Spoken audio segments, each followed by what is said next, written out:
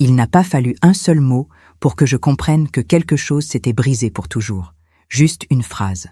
7 mots prononcés devant toute la table, devant Yannick, devant Eliane, devant les convives qui tenaient encore leur verre levé. Ma fille m'a regardée et elle a dit que j'avais été une déception, une femme trop simple, trop difficile, incapable de lui donner de la fierté. Je n'ai pas répondu.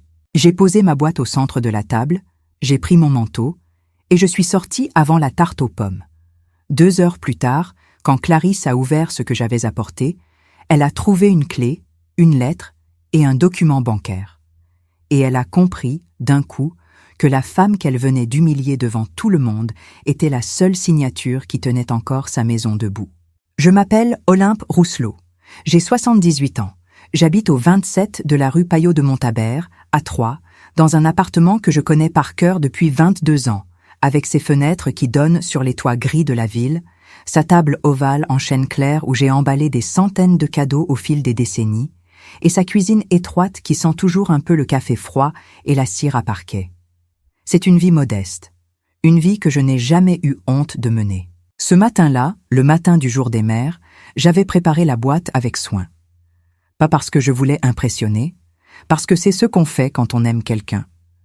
On prend du temps, on plie le papier de soie avec les mains. On choisit la feuille de scotch qui ne fait pas de plis disgracieux sur le coin. On relit la lettre 3 fois avant de la glisser dans l'enveloppe. Je savais que ce jour des mères serait différent. Je le sentais dans ma poitrine depuis plusieurs semaines. Pas la tristesse, pas encore. Plutôt quelque chose de sourd, comme un muscle qui lâche lentement. Avant d'aller plus loin, je dois faire une pause. Parce que ce que je vais vous raconter n'a pas été facile à porter et ça ne sera pas facile à entendre non plus. Mais si vous êtes là, si vous écoutez l'histoire de cette vieille femme, je veux vous demander quelque chose. D'où regardez-vous ce soir? Quelle ville? Quelle région? Il y en a peut-être parmi vous qui ont vécu quelque chose de semblable, qui connaissent ce silence-là, celui qu'on fait quand on préfère partir dignement plutôt que de crier. Dites-le moi dans les commentaires. Et si cette histoire vous touche dès les premières minutes, appuyez sur ce bouton « J'aime ». Abonnez-vous aussi, parce qu'il y a une nouvelle histoire ici chaque jour. Des histoires vraies.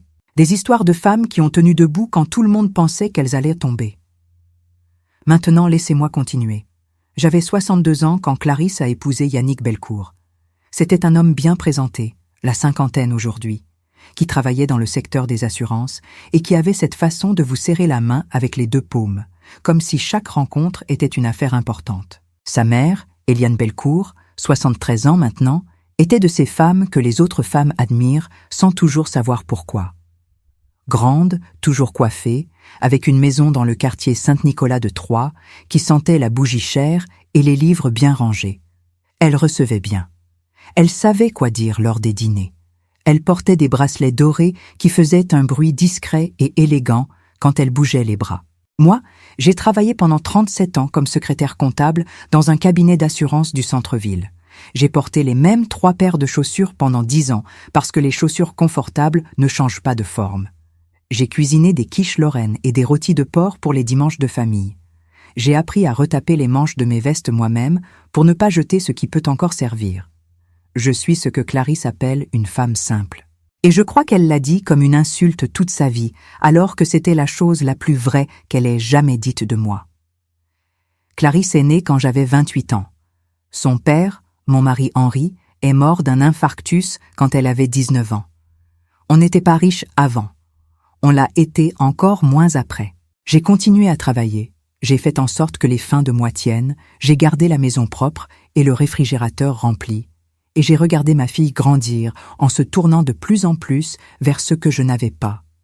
L'élégance d'Eliane, l'aisance des Belcourt, le monde de vernis et de bonnes manières dans lequel elle voulait être reconnue. Je ne lui en ai pas voulu. On veut toujours ce qu'on n'a pas eu. Ce que je n'avais pas vu venir, c'est qu'elle finirait par me reprocher de ne pas avoir été ce que je n'avais jamais prétendu être. Le jour des mères, ce dimanche-là, j'ai pris le bus de la rue Payot de Montabert jusqu'à l'avenue Anatole France, où Clarisse et Yannick habitent depuis 7 ans. Le numéro 12. Une maison de ville sur 2 étages, avec une terrasse sur l'arrière et une entrée en pierre de taille que Clarisse a fait recarreler il y a 3 ans. Elle avait mis des fleurs blanches dans des vases transparents sur le rebord de la fenêtre du salon. La table était dressée pour 9 personnes. Des serviettes en lin, du vrai, pas du polyester. Des verres à pied qui jetaient des petits arcs-en-ciel sur la nappe quand le soleil passait par les vitres. Eliane était déjà arrivée.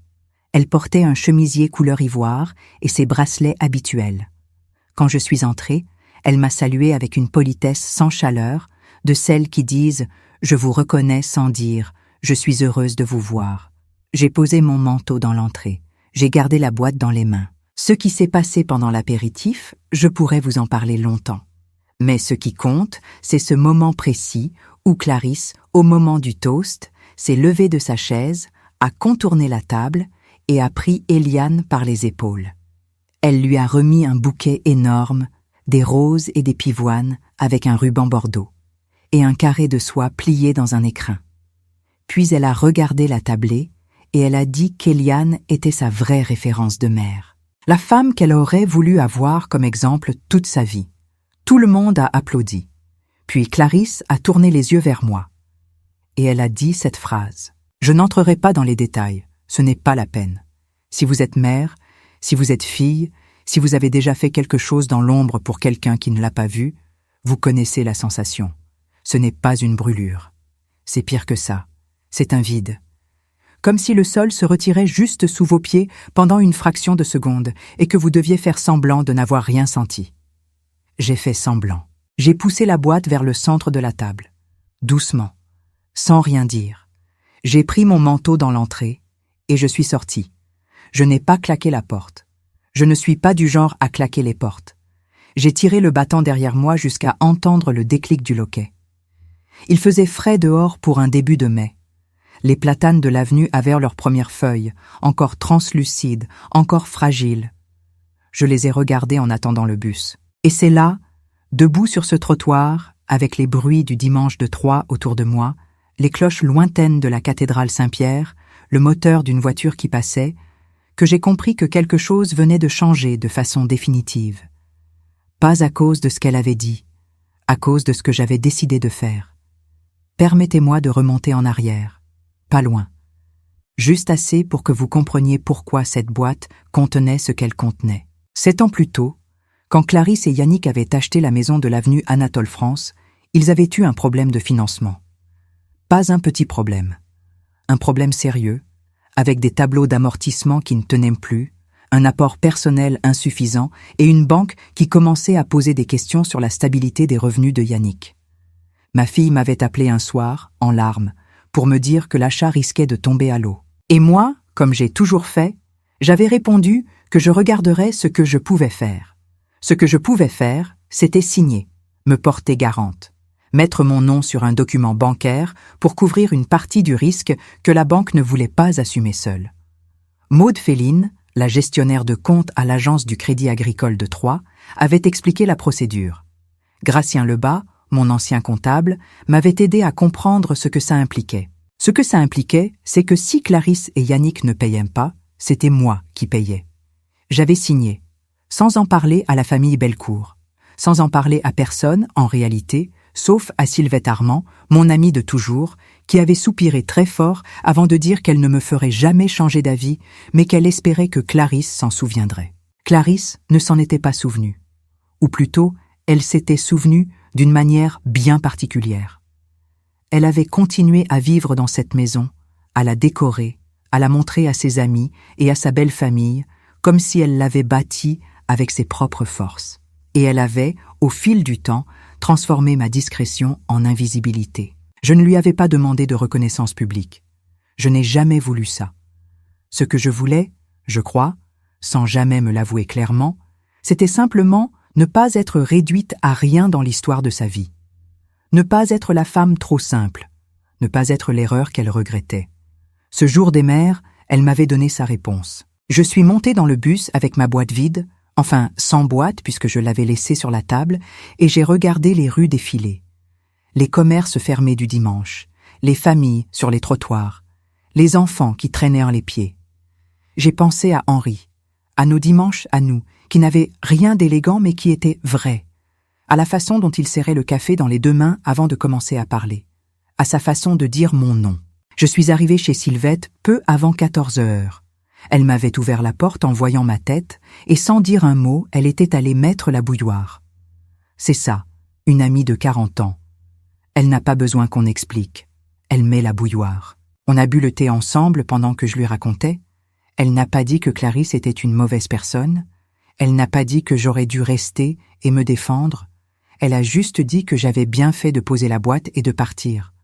Parce que ce qui était dans la boîte allait parler à ma place et que ça parlerait beaucoup mieux que n'importe quel mot dit dans la colère autour d'une table du jour des mères. Voici ce qu'il y avait dans la boîte. Une petite clé attachée à un ruban bleu. La clé du coffre à l'agence de Troyes, où j'avais conservé, classés par ordre chronologique, tous les documents prouvant chaque aide financière apportée à Clarisse au fil des années. Les avenants signés pour la garantie du prêt immobilier. Les virements effectués lors du dépassement de budget pendant les travaux de la cuisine, 22 000 € en 3 fois. Les chèques encaissés quand Yannick avait traversé sa mauvaise passe professionnelle. Tout y était, daté, signé, annoté. Une lettre écrite à ma main sur papier bleu clair. 3 pages. Je n'avais pas pleuré en l'écrivant. J'avais pris soin de garder une plume régulière, de ne pas appuyer trop fort sur les mots pour qu'ils ne traversent pas le papier. Elle commençait ainsi. Je t'ai apporté des fleurs pendant 50 ans de vie.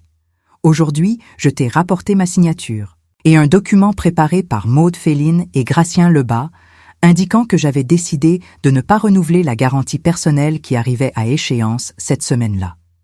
Cette garantie que j'avais reconduite 3 fois sans jamais rien demander, qui avait expiré en silence chaque fois et que j'avais résigné en silence chaque fois. Cette fois, je n'avais pas résigné. Je savais ce que ça signifiait pour Clarisse et Yannick. Je n'étais pas naïve. Je n'étais pas non plus sans pitié. Mais il y a un moment dans la vie où l'on comprend que continuer à signer, c'est continuer à dire que ce qu'on a fait ne compte pas. Que l'on peut être humilié sur fond de table bien mise et que demain matin tout reprend comme avant.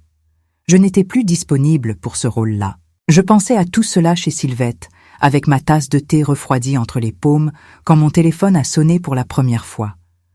Le numéro de Clarisse. Je n'ai pas décroché. Il a sonné une 2e fois, une 3e, une 4e. Puis, les messages ont commencé à arriver. Mamie, rappelle-moi. Maman, c'est important. Maman, je t'en supplie. Sylvette lisait par-dessus mon épaule et ne disait rien. À la 10e sonnerie, j'ai posé le téléphone retourné sur la table et j'ai demandé s'il restait du thé. Il faut que je vous raconte comment j'en étais arrivée là. Pas juste à ce dimanche de mai. À toute la vie qui l'avait précédée. Je suis née à Troyes en 1946, 5e d'une fratrie de 6 enfants dans une famille ouvrière du quartier des Bas-Trévois, où les rues sentaient le cuir des tanneries et où les mères faisaient bouillir la lessive dans des bassines en aluminium sur le fourneau de fonte. Mon père travaillait à l'usine de bonnetterie Devanley, qui fabriquait des chaussettes Lacoste et qui employait la moitié du quartier. Ma mère faisait des ménages le matin et cousait des chemises à la pièce l'après-midi. Ni l'un ni l'autre n'avait dépassé le certificat d'études, mais ni l'un ni l'autre n'avait jamais prétendu être ce qu'il n'était pas. C'est ça que j'ai appris de ma mère. Pas l'élégance, pas la façon de tenir une fourchette à poisson. J'ai appris que l'on tient debout par ce qu'on fait, pas par ce qu'on montre. Qu'une promesse faite vaut plus qu'un beau discours. Et qu'on ne laisse pas tomber quelqu'un qu'on aime parce que la situation est compliquée. Elle avait les mains rugueuses, ma mère. Des mains de linge essorées et de casseroles lourdes. Et quand elle me prenait le visage dans ces mains-là pour me regarder dans les yeux, je me sentais plus en sécurité qu'à n'importe quel autre endroit du monde. J'ai pensé à ça, le soir du jour des mères, en regardant mes propres mains. Elles n'étaient plus aussi lisses qu'autrefois. Mais elles avaient signé. Et signer, quand on sait ce que l'on signe, c'est pas rien. Je dois m'arrêter ici un instant. Pas parce que je suis fatiguée. Parce que je sens que vous avez besoin d'un souffle vous aussi. Cette histoire pèse quelque chose. Elle pèse quelque chose de vrai. Et avant que je continue, je voudrais vous demander, y a-t-il parmi vous quelqu'un qui a déjà tout donné dans l'ombre pour un enfant, un être aimé, sans jamais être vu? Quelqu'un qui connaît ce goût-là, Ce silence-là, quand on réalise que ce qu'on a fait pendant des années n'a même pas eu de nom? Laissez-moi un commentaire. Écrivez juste votre ville ou votre région. Dites-moi si vous êtes là. Quelle heure est-il chez vous en ce moment? Parce que je lis chacun de vos commentaires. Et ça compte pour moi, vraiment. Si cette histoire vous touche, appuyez sur le like. Et si vous n'êtes pas encore abonné, faites-le maintenant, parce que demain il y aura une nouvelle histoire, et après-demain aussi. Des histoires comme celle-là, j'en ai encore beaucoup à raconter. Maintenant, laissez-moi reprendre le fil. J'avais rencontré Henri en 1968. Il réparait des machines à écrire dans un atelier de la rue de la Cité. Un homme tranquille, avec des lunettes rondes et un sens de l'humour si discret qu'on le manquait si on n'écoutait pas bien. On s'était mariés l'année suivante. On avait vécu dans un 2 pièces de la rue Émile Zola avant de pouvoir s'offrir l'appartement de la rue Payot de Montabert, qui était à l'époque une affaire car le propriétaire voulait vendre vite. Clarisse était venue au monde en 1975, un mercredi matin de janvier, avec des poings serrés et une façon de pleurer qui ressemblait déjà à une revendication. Elle avait été un bébé difficile, une enfant exigeante, une adolescente qui voulait tout ce que les autres avaient, et moi, j'avais fait ce que font les mères. J'avais compensé là où je pouvais, économisé là où je devais, et dit non quand le non était nécessaire, même si le non me coûtait plusieurs jours de bouderie. Elle était brillante, Clarisse. Ça, je n'ai jamais eu de doute là-dessus. Bonne élève, bonne mémoire, une façon de retenir les choses et de les restituer qui l'avait bien servi dans ses études de gestion. Elle avait trouvé un poste de responsable commercial dans une société de matériaux de construction de Troyes et elle y avait fait sa place avec une ténacité que j'ai toujours admirée. C'est de là qu'elle venait, cette ténacité. De chez moi, de chez Henri. Mais elle ne le disait jamais comme ça. Henri était mort en 1994, un matin de novembre, dans le couloir de notre appartement. Il était allé chercher le journal et il était tombé avant de l'ouvrir. Massif, immédiat. Le médecin avait dit qu'il n'avait pas souffert. Je me suis longtemps accrochée à ça. Clarisse avait 19 ans. Elle avait pleuré 3 jours et puis elle était repartie dans sa vie. Les jeunes repartent. C'est ce qu'ils font et c'est ce qu'ils doivent faire. Mais moi, j'étais restée avec le silence de cet appartement, avec la table ovale et les fenêtres sur les toits, et j'avais appris à vivre autrement, plus petitement, plus précisément. Chaque geste comptait davantage parce qu'il n'y avait plus personne pour partager les gestes ordinaires. C'est dans ces années-là, les années après Henri, que j'avais commencé à mettre de l'argent de côté de façon plus systématique. Pas par avarice, par précaution. Et par une conviction obscure que ma fille aurait un jour besoin de quelque chose que je serais peut-être la seule à pouvoir lui donner. Cette conviction, elle avait eu raison. Quand Clarisse avait appelé pour me parler du problème de financement de la maison, 7 ans avant ce jour des mères, elle pleurait comme elle pleurait quand elle avait 5 ans et qu'elle avait raté quelque chose qu'elle voulait vraiment. Je connaissais ce pleur par cœur, et j'avais fait ce que font les mères. Ce que j'avais mis des mois à réaliser, c'est que Clarisse n'avait pas considéré mon aide comme un sacrifice. Elle l'avait considéré comme un service rendu, comme quelque chose qui allait de soi, comme l'eau chaude au robinet. Quelque chose qui est là, qui coule, sans qu'on pense à la source. La source, c'était moi. La canalisation qui tient tout, qu'on ne voit que quand elle casse. Pendant les 3 premières années, elle m'avait remercié de temps en temps, d'une façon un peu mécanique, presque gênée, comme si remercier sa mère pour un service de cette ampleur était une forme d'aveu de faiblesse. Et puis les remerciements avaient diminué. Et puis ils avaient disparu. Et la maison était devenue leur maison, entièrement, dans les conversations avec les amis, dans les photos sur les réseaux sociaux, dans les anecdotes racontées au dîner. La maison où j'avais ma place au coin de la table, près du passage de cuisine. Je n'avais rien dit. Pendant des années, rien dit. Parce que c'est ainsi que j'avais compris l'amour maternel. On ne demande pas de médaille. On ne réclame pas de podium. On fait ce qu'il y a à faire et on est content de voir que ça tient. Mais il y a une chose différente entre ne pas réclamer de podium et se laisser effacer du tableau d'honneur. Entre la discrétion et l'invisibilité organisée. Entre donner sans compter et se faire voler sans savoir. Ce jour des mères, Clarisse avait tracé cette ligne-là, clairement, devant tout le monde. Et moi, j'avais choisi de ne pas la remonter. Je m'en souviens comme si c'était cet après-midi, le cliquetis des bracelets d'Eliane, le rose des pivoines dans le vase, la lumière de mai sur la nappe, et la phrase de ma fille qui tombait dans un silence de verre. Quand je suis sortie de chez Sylvette ce soir-là, il était presque 19 heures. Le téléphone avait sonné encore 7 fois. Je n'avais décroché à aucun moment. Pas parce que je voulais punir Clarisse. Parce que j'avais besoin que ce soit elle qui supporte enfin le poids d'une attente. Le poids de ne pas savoir. Le poids de frapper à une porte qui ne s'ouvre pas tout de suite. Elle avait ouvert la boîte. Je le savais. Je savais aussi qu'elle avait lu la lettre. Et que les mains qui tenaient le document bancaire n'étaient plus tout à fait les mains de quelqu'un qui se croyait en terrain solide. Je suis rentrée à pied jusqu'à la rue Payot de Montabert. 20 minutes dans le soir de mai, avec les premières lueurs des lampadaires sur les pavés mouillés par une averse de l'après-midi. La cathédrale Saint-Pierre projetait sa silhouette découpée sur le ciel rose pâle. J'ai marché lentement. J'avais 78 ans et mes genoux me rappelaient chaque soir que marcher n'est pas anodin. Mais je voulais sentir la rue sous mes pieds. Je voulais que le chemin du retour prenne le temps qu'il faut. En arrivant chez moi, j'ai fait chauffer du lait. J'ai pris mon livre, que je n'arrivais pas à lire vraiment. J'ai regardé la table ovale, vide maintenant, sans boîte dessus. J'ai pensé à toutes les boîtes que j'y avais emballées. Les anniversaires, les Noëls, les fêtes des mères passées, les petites occasions que j'inventais parfois parce que j'aimais trouver des raisons de donner quelque chose. Et pour la première fois depuis très longtemps, je n'ai pas eu envie de pleurer. J'ai eu envie de me souvenir, de tout garder intact, quelque part au fond de moi, pour ne jamais oublier ce que vaut une vie de petites décisions silencieuses, et pour ne jamais, jamais me laisser convaincre que ce que j'avais fait ne comptait pas. Mon téléphone a sonné une dernière fois avant que j'éteigne la lumière.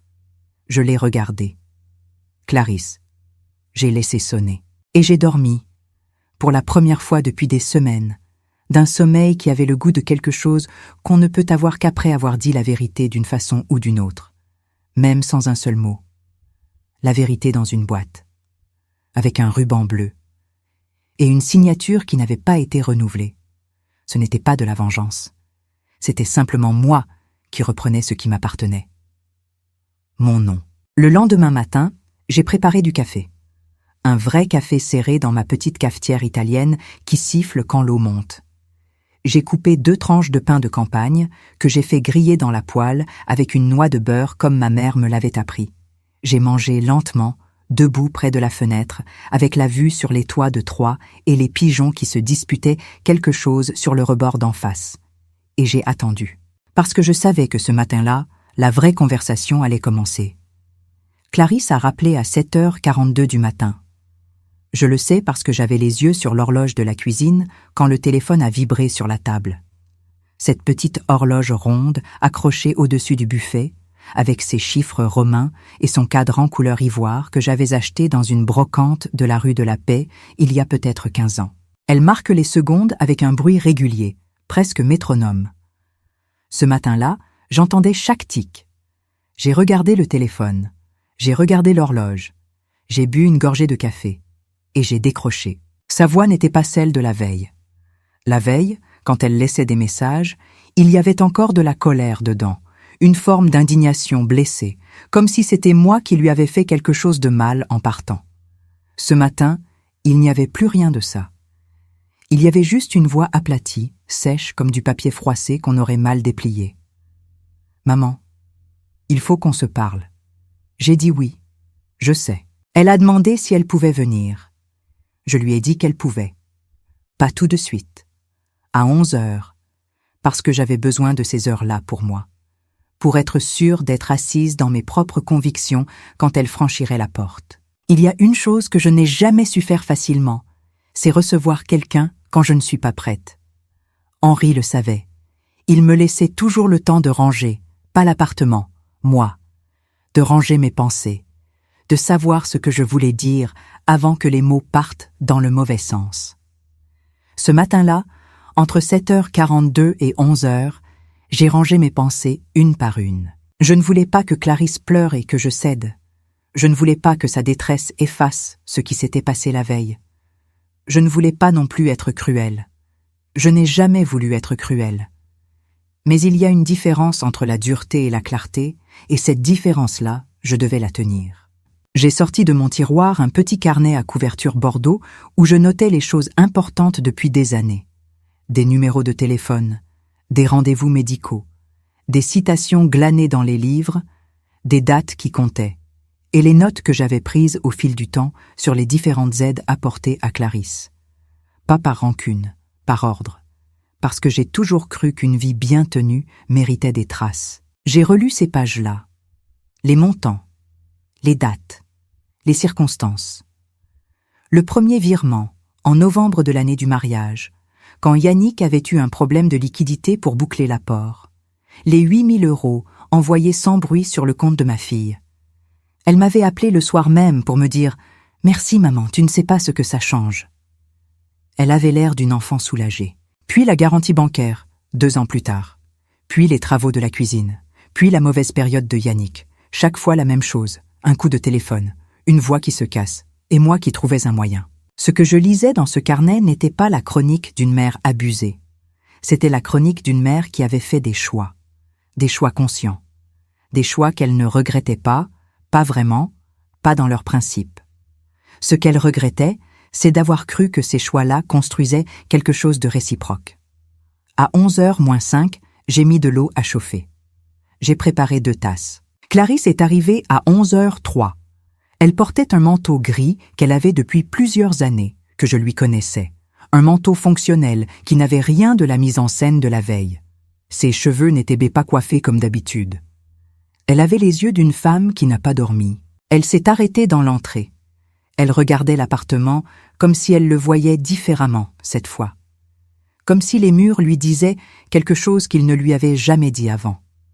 La table ovale, les rayonnages avec les livres rangés par ordre de hauteur, la petite horloge dans la cuisine. Je lui ai dit d'entrer, de s'asseoir. Elle s'est assise. Et c'est là qu'elle a pleuré. Pas les larmes calculées que j'avais parfois vues chez elle quand elle voulait obtenir quelque chose. Des larmes vraies, épaisses, qui lui faisaient perdre toute contenance. Elle avait la tête baissée et les épaules rentrées, et elle pleurait comme une petite fille. Et j'ai dû faire quelque chose que les mères savent faire, et qui coûte infiniment. Rester assise sans bouger, sans tendre les bras, laisser les larmes aller jusqu'au bout. Parce que si je la prenais dans mes bras à ce moment-là, quelque chose d'essentiel serait passé à travers les mailles. Elle a fini par relever la tête. Et elle a dit « Maman, je ne savais pas. Pour la garantie. » Je veux dire, je savais qu'il y avait une garantie, mais je ne savais pas que ça revenait si vite, que ça expirait, que tu devais signer à nouveau. Je lui ai dit que la question n'était pas là. Elle a dit alors quelle est la question. Et je lui ai dit que la question était pourquoi, depuis 7 ans, elle n'avait jamais pensé à se demander comment cette maison tenait debout. Le silence qui a suivi cette phrase a duré peut-être 20 secondes. Mais c'était un silence plein. Un silence habité par tous les dimanches où je m'étais assise au coin de la table. Par tous les moments où elle avait présenté Eliane comme son modèle et moi comme son embarras. Par toutes les fois où j'avais signé virement, endorsé, couvert, sans qu'un seul mot de tout cela passe dans la version publique de sa vie. Je dois faire une pause ici parce que je sens le poids de ce moment encore aujourd'hui, même en vous le racontant. Et je veux vous demander quelque chose à vous qui écoutez. Est-ce que vous avez déjà vécu ça? Ce moment précis où quelqu'un que vous aimez comprend enfin ce que vous avez porté pour lui? Ce n'est pas de la fierté qu'on ressent. C'est quelque chose de plus compliqué. Un mélange de soulagement et de chagrin qui ne ressemble à rien d'autre. Si vous reconnaissez cela, dites-le moi dans les commentaires. Juste un mot, juste un signe. D'où venez-vous? Quelle heure est-il là où vous êtes? Et si cette histoire vous touche comme elle me touche encore en la racontant, laissez un like. Abonnez-vous pour ne rien manquer. Il y a une nouvelle histoire chaque jour ici, et chacune d'elles mérite d'être entendue. Maintenant, laissez-moi continuer. Clarisse a dit qu'elle avait honte. Je n'avais pas prévu qu'elle dirait ça si vite. Je m'attendais à des arguments, à des justifications, à une forme d'attaque déguisée en défense, comme elle savait si bien faire. Mais elle a dit « honte », simplement, sans chichi. Et j'ai compris que quelque chose dans la nuit précédente l'avait travaillé d'une façon que je n'avais pas anticipée. Je lui ai dit que la honte n'était pas ce que je cherchais. Elle a demandé ce que je cherchais. Et là j'ai répondu avec la seule chose vraie que j'avais. Je lui ai dit que je voulais qu'elle sache, que l'aide avait existé, que la personne qui l'avait apportée existait, que cette personne avait un nom, et que ce nom n'était pas une déception. Elle a baissé les yeux sur la tasse qu'elle tenait des deux mains. Elle ne buvait pas, elle tenait juste la chaleur. Et elle a dit quelque chose que je n'avais pas entendu depuis très longtemps. Elle a dit « Maman, je crois que j'ai eu peur de te ressembler, pendant des années. Parce que te ressembler, dans ma tête, ça voulait dire rester petite, ne pas avoir ce que les autres avaient. Et j'ai fait quelque chose de très bête. J'ai confondu ta vie avec une limite, alors que c'était une force. Je ne lui ai pas répondu tout de suite, parce que ces mots-là méritaient de rester dans l'air un moment avant que quelque chose vienne les recouvrir. Voilà comment se passent les vraies conversations entre mères et filles. Pas dans l'éclat et les grands discours, dans les tasses de thé et les matins sans maquillage et les phrases qu'on met des décennies à trouver. Mais nous n'en étions qu'au début, parce qu'il restait encore la question pratique, la garantie, la banque, l'avenir immédiat de la maison de l'avenue Anatole France. Et cette question-là n'allait pas se résoudre autour de ma table ovale avec du café et des aveux tardifs. Gratien Lebas avait appelé le matin même, avant Clarisse. Il voulait savoir comment j'allais et si j'avais réfléchi à ce que je voulais faire. Je lui avais dit que j'avais réfléchi, que je ne reculerais pas sur la décision de ne pas renouveler aux mêmes conditions, mais que j'étais prête à une réunion à l'agence pour exposer les options à Clarisse et Yannick. Pas pour les sauver de la situation, pour leur permettre de la regarder en face pour la première fois avec tous les documents sur la table. Gratien avait dit « c'est sage ». Il avait cet art des commentaires courts qui disent tout. C'est pourquoi je lui faisais confiance depuis 20 ans. Maud Féline, de son côté, avait déjà pris contact avec Yannick pour fixer un rendez-vous. Il avait accepté sans faire de bruit, ce qui m'avait surprise dans un sens. Yannick n'est pas un homme qui accepte facilement d'être mis en position de devoir s'expliquer. Mais il avait accepté, ce qui me disait qu'il avait compris, lui aussi, quelque chose d'important dans les heures qui avaient suivi l'ouverture de la boîte. J'ai dit à Clarisse, ce matin-là dans mon appartement, qu'il y aurait un rendez-vous à la banque le lendemain, que Maud et Gratien seraient là, que Yannick et elle seraient là, et que moi j'y serais aussi. Elle a demandé si c'était pour qu'ils aient honte eux aussi. Je lui ai dit non, c'était pour qu'ils aient des informations, pour qu'ils prennent des décisions éclairées, pour que cette maison cesse d'être portée par quelqu'un qui n'y vit pas et commence à être portée par ceux qui y vivent. Elle est partie peu après midi. Elle n'avait pas touché à sa tasse. À la porte, elle s'est retournée. Elle allait dire quelque chose. Je voyais le mouvement dans ses lèvres. Et puis elle n'a rien dit. Elle a juste regardé la table ovale, encore une fois, et elle est sortie. J'ai fermé la porte. J'ai entendu ses pas dans l'escalier, puis le silence. Je suis restée debout dans l'entrée pendant peut-être 2 minutes, les mains le long du corps, à écouter le tic de l'horloge dans la cuisine. Puis j'ai pris mon manteau et je suis allée faire mes courses, parce que la vie continue, même quand elle se réorganise, et parce que j'avais besoin de pain et de carottes et d'un peu d'air frais dans les rues de Troyes. Le marché couvert des halles de l'Hôtel-Dieu était ouvert. J'y vais depuis que je suis petite. Mon père m'emmenait le samedi matin acheter la charcuterie chez le marchand qui avait un tablier à rayures bleues et une moustache qui faisait peur aux enfants. Maintenant, c'est son fils qui tient l'étal, la moustache en moins, mais le sourire identique. Il m'a demandé si j'allais bien. J'ai dit que ça allait. Il m'a donné un bout de saucisson sec en me tendant ma monnaie, comme il fait parfois. Ces petites choses-là. Ces petites choses qui tiennent une vie ensemble. Je suis rentrée avec mes courses et j'ai préparé un potage pour le déjeuner. J'ai mangé seule, ce qui n'était pas différent d'habitude, mais qui avait un goût légèrement différent ce jour-là. Pas de tristesse. Plutôt une forme de plénitude tranquille. Comme quand on a dit ce qui devait être dit et qu'on attend de voir où ça atterrit. L'après-midi, j'ai appelé Sylvette. Je lui ai raconté la visite de Clarisse. Elle a écouté sans interrompre, ce qui est son grand talent. Quand j'ai eu fini, elle a dit « Tu sais, Olympe, les filles comprennent toujours. Il leur faut juste le double du temps qu'on voudrait. » J'ai ri. Un vrai rire. Le premier depuis 2 jours. Elle a ajouté « Et le rendez-vous à la banque ?» J'ai dit « Demain ». Elle a dit « Tu veux que je t'accompagne jusqu'à la porte ?» J'ai dit « Non, j'irai seule ». Elle a dit « Bien sûr ». Et elle a raccroché avec ce tact qu'elle a, de ne jamais insister sur ce qui n'a pas besoin d'être insisté. Le lendemain matin, j'ai mis ma jupe marine et mon chemisier blanc avec le col rond. Mes chaussures noires à semelles plates. Un sac en cuir marron qui était à ma mère. J'avais les cheveux coiffés en chignon bas, comme toujours quand je veux être prise au sérieux. Je suis arrivée la première à l'agence. Maude Féline m'attendait déjà dans son bureau, avec 2 cafés sur le plateau et les dossiers ouverts sur la table. Elle avait une 40aine d'années, des lunettes à monture fine et une façon de parler qui ne prenait pas de détours inutiles. On se connaissait depuis plusieurs années. Elle savait ce que j'avais fait pour Clarisse. Elle avait toujours traité ce dossier avec une discrétion que j'avais appréciée. Elle m'a demandé comment je me sentais. J'ai dit que je me sentais prête. Gratien est arrivé 5 minutes plus tard avec sa serviette et son stylo à plumes qu'il traîne depuis des décennies. 66 ans, un peu courbé, des lunettes en demi-lune sur le bout du nez. Il m'a serré la main et il n'a rien dit de trop. Yannick et Clarisse sont arrivés ensemble, à l'heure exacte. Clarisse portait un tailleur. Yannick avait sa veste de travail. Ils avaient l'air de gens qui se sont préparés pour une réunion difficile en sachant qu'ils ne peuvent pas s'y soustraire. On s'est tous assis autour de la table de réunion. Maude a ouvert le dossier.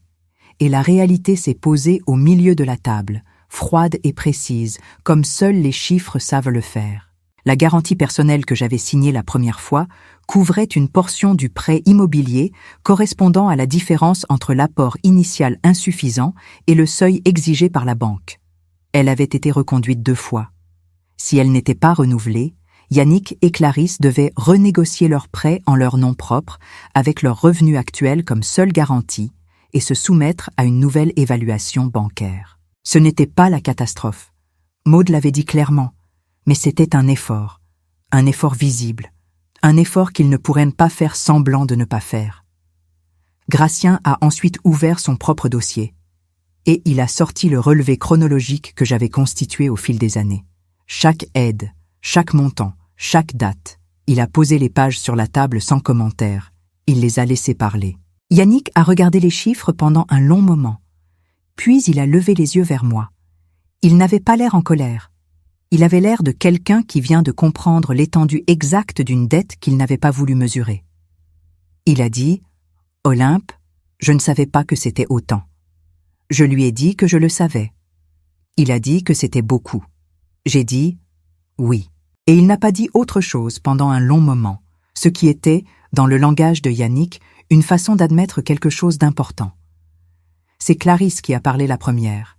Elle avait les mains à plat sur la table. Elle regardait les pages devant elle.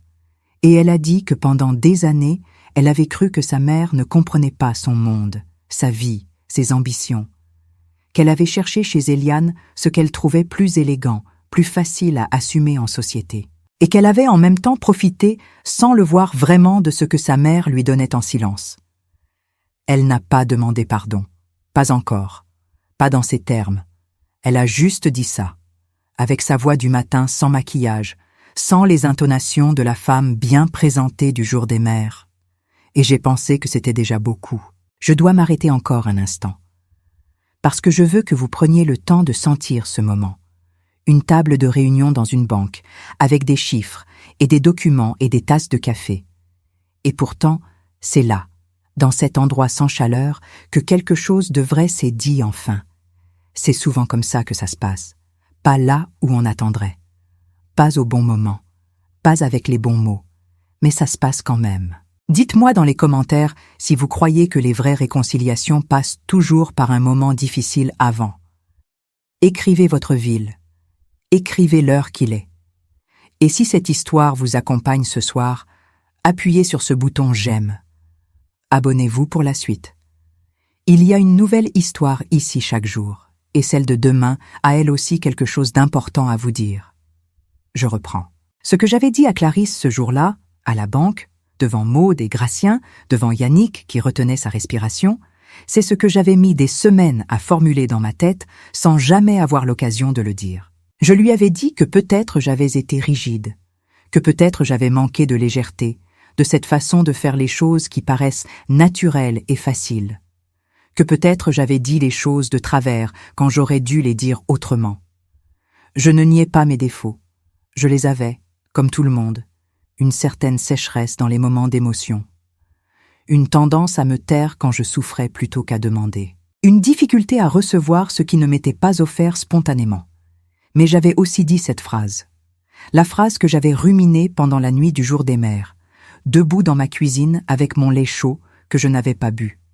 J'ai dit peut-être que je n'ai pas été la mère que tu aurais voulu montrer dans le salon, mais j'ai été la mère qui était dans la banque à signer les papiers pour que ton salon reste à toi. Il y avait eu un silence après ça, un vrai silence, pas un silence de malaise, un silence de quelque chose qui atterrit. Yannick avait dit « c'est juste ». Clarisse n'avait rien dit. Mais ses yeux avaient fait quelque chose que je connaissais. Ce léger tremblement des paupières quand on retient quelque chose qui voudrait sortir. Maude avait repris la parole après quelques secondes pour ramener la discussion sur le terrain pratique. Ce n'était pas de la froideur. C'était son métier et son utilité dans cette pièce. Elle avait expliqué les options disponibles. Yannick et Clarisse pouvaient demander une renégociation des conditions de leur prêt sur la base de leurs revenus actuels. Il y avait des ajustements possibles, des garanties alternatives, des délais raisonnables pour organiser tout ça. Ce n'était pas simple. Ce n'était pas agréable. Mais c'était gérable, à condition d'assumer. C'est ce mot-là que Maude avait utilisé. Assumer. Et je m'étais dit que c'était exactement ça. Tout ce que je demandais. Que ma fille et son mari assument leur situation eux-mêmes. Pour la première fois vraiment. Sans moi dans l'ombre pour tenir ce qui menaçait de lâcher. On avait passé 2 heures dans ce bureau. À la fin, Maude avait remis à Yannick et Clarisse un dossier récapitulatif avec les étapes à suivre. Gratien avait rangé ses papiers dans sa serviette avec ses gestes lents et méthodiques. Et on s'était tous levés de table dans un ordre qui n'avait rien de protocolaire. Yannick m'avait tendu la main avant de sortir. Je la lui avais serrée. Court, ferme, sans chaleur particulière mais sans hostilité non plus. On se situait quelque part entre 2 airs, lui et moi. L'air où j'étais la belle-mère discrète qu'on remerciait vaguement, et une ère qui n'avait pas encore de nom.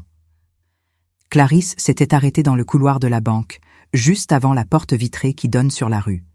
Elle avait attendu que Yannick soit dehors pour se retourner vers moi. Elle avait dit qu'elle avait besoin de temps. Je lui avais dit que j'avais tout le temps, et c'était vrai. Je n'étais plus pressée. J'avais cessé d'être pressée depuis que j'avais posé cette boîte sur la table et mis mon manteau. Je suis sortie de la banque dans la fraîcheur du matin de Troyes. Les platanes de la place de la Libération avaient leurs feuilles de mai bien établies, plus robustes que la semaine précédente. Un couple de personnes âgées marchait lentement sur le trottoir d'en face, bras dessus, bras dessous. Un enfant courait devant sa mère avec quelque chose dans les mains que je ne voyais pas. J'ai marché jusqu'au jardin public derrière l'hôtel de ville. Je me suis assise sur un banc en bois. J'avais le soleil dans le dos, ce qui fait du bien aux vieilles articulations. Les pigeons se promenaient sur les graviers sans s'inquiéter de rien. Un merle chantait dans le tilleul au-dessus, et j'ai pensé à Eliane Belcourt. Elle ne m'était pas sortie de l'esprit depuis le jour des mères, mais je n'avais pas encore eu l'espace de penser à elle vraiment, à sa position dans tout ça, à ce qu'elle avait compris quand Clarisse avait prononcé cette phrase à table, à ce qu'elle avait ressenti quand elle avait réalisé, en lisant la lettre que Gratien lui avait résumée par téléphone, que la maison dans laquelle on l'avait célébrée comme une mère idéale était en partie tenue debout par la femme qu'on avait placée au coin de la table. Eliane n'avait rien demandé de tout ça. Elle n'avait pas demandé à être érigée en modèle. Elle avait simplement été là, avec ses bracelets et son chemisier ivoire, et Clarisse s'était servie d'elle comme d'un miroir dans lequel se voir autrement que dans le reflet de ses origines. Je ne lui en voulais pas. J'avais décidé de ne pas lui en vouloir, parce qu'on ne peut pas reprocher à quelqu'un d'exister d'une certaine façon, et parce que Eliane, comme je l'apprendrai quelques semaines plus tard, avait eu sa propre réaction à tout ça. Mais ça, c'est pour la suite. Ce matin, dans le jardin public, sur mon banc avec le merle dans le tilleul, je pensais surtout à Henri, à ce qu'il aurait dit. Il aurait probablement rien dit pendant un long moment. Il aurait bu son café. Puis, il aurait dit quelque chose de court et de juste, comme il savait faire. quelque chose du genre « tu as fait ce qu'il fallait », et ça aurait été suffisant. Je lui parlais encore parfois, dans ma tête. Pas parce que je n'avais pas accepté sa mort. 30 ans avaient passé. J'avais accepté. Mais parce qu'il reste toujours en nous une version de ceux qu'on a aimés. Une version qui continue à répondre, à commenter, à être présente d'une façon qui n'a pas besoin de corps pour exister. Henri aurait été fier, je le savais, et le savoir suffisait. Les semaines qui ont suivi ont eu la texture particulière des périodes de transition. Quelque chose s'était terminé. Quelque chose d'autre n'avait pas encore commencé. Entre les deux, une zone grise dans laquelle les habitudes anciennes continuaient à fonctionner mais sans le même sens qu'avant. Je me levais à la même heure. Je préparais le même café. Je lisais le même journal du matin en commençant par la rubrique régionale, comme toujours. Je faisais mes courses aux Halles le mardi et le vendredi. Je voyais Sylvette le jeudi après-midi. Je prenais mes médicaments, ce que mon médecin, le docteur Vaillant qui me suit depuis 20 ans, appelle mon protocole matinal, avec cet humour doux qui fait que je l'aime bien. Mais quelque chose avait changé dans la qualité du silence de l'appartement. Comme si l'air avait été légèrement redistribué. Clarisse ne m'appelait pas. Pas pendant les premières semaines. Je ne l'appelais pas non plus. Ce n'était pas de l'hostilité. C'était du respect. Du respect pour l'espace que nous avions tous les deux besoin de garder pour laisser les choses décanter. Yannick avait pris rendez-vous avec un conseiller financier indépendant que Gratien lui avait recommandé. Ils travaillaient sur leur renégociation. Ils avaient décidé de vendre un certain nombre de choses que j'avais su par Gratien, qui avait su par Maude, sans détails supplémentaires parce que ce n'était plus mon dossier. Des achats d'apparat, avait dit Gratien avec son laconisme habituel. Des achats faits pour l'image. C'était leur décision. Je n'avais ni à l'approuver ni à la commenter. Ce que j'avais demandé, par l'intermédiaire de Gratien, c'était une chose, une seule. Que Clarisse et Yannick rédigent et signent une déclaration reconnaissant que j'avais apporté une aide financière substantielle au cours des 7 dernières années. Cette déclaration n'irait nulle part. Elle resterait dans le coffre, aux côtés des documents, avec la clé sur son ruban bleu. Elle ne serait utilisée contre personne. Elle n'irait pas dans les journaux, ni chez les avocats. Elle resterait là, dans le noir, comme une vérité consignée. Yannick avait accepté sans discussion. Clarisse avait mis 2 jours avant de répondre, et elle avait dit oui. Ce oui m'avait touché d'une façon que je n'avais pas anticipée.